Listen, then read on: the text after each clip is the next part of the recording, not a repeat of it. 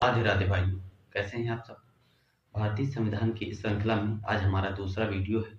1757 ईस्वी में Lord Clive के द्वारा और सिराजुद्दौला के मध्य एक युद्ध हुआ जिसे प्लासी का युद्ध कहा गया। इस युद्ध में लॉर्ड क्लाइव विजयी हुआ। इसी क्रम में 1764 ईस्वी में हेक्टर मुनरो और शाह आलम द्वितीय के बीच एक युद्ध हुआ जिसे बक्सर का युद्ध कहा गया। और इस युद्ध के जीतने के पश्चात ब्रिटिश ईस्ट इंडिया कंपनी का भारत पर शासन करना निर्धारित हो गया। इसी क्रम में ब्रिटिश ईस्ट इंडिया कंपनी ने अपने शासन को और अधिक सुदृढ़ बनाए रखने के लिए समय समय पर अनेक एक्ट यानी अधिनियम पारित किए, जिनमें ये एक्ट ही आगे चलकर भारतीय संविधान की सीढ़ियां बनी। इनमें से हम आज पहले एक्ट की बात करेंगे जिसका नाम है रेगुलेटिंग एक्ट ऑफ 1773 यानी 1773 का रेगुलेटिंग एक्ट।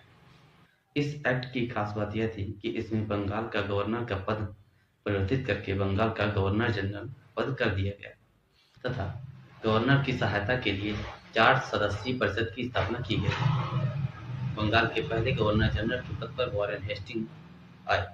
रेगुलेटिंग एक्ट के तहत 1774 ईस्वी में कलकत्ता में उच्चतम न्यायालय की स्थापना की गई, जिसमें एक मुख्य न्यायाधीश और 3 अन्य न्यायाधीश हुए।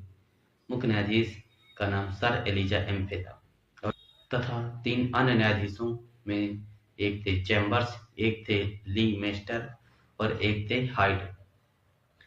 इसी रेगुलेटिंग एक्ट में कंपनी के कर्मचारियों पर यह कानून लगाया गया कि वह यहाँ पर निजी व्यापार नहीं कर सकते और ना ही भारतीय लोगों से रिश्वत या किसी भी प्रकार का उपहार ले सकते। कंपनी के शासन को सुचारू रूप से चलाने के लिए बोर्ड ऑफ डायरेक्टर्स की भी स्थापना की गई। इसी रेगुलेटिंग एक्ट में केंद्रीय प्रशासन यानी सेंट्रल गवर्नमेंट की अवधारणा रखी गई। इसी रेगुलेटिंग एक्ट के तहत कंपनी के राजनीतिक और प्रशासनिक कार्यों को भी बांटा गया। तो ये थी रेगुलेटिंग एक्ट 1773 के कुछ विशेष बातें, कुछ विशेष तथ्य। आज की वीडियो में इतना ही। अपना सहयोग और आशीर्वाद बनाए रखें। राधे राधे भाइयों।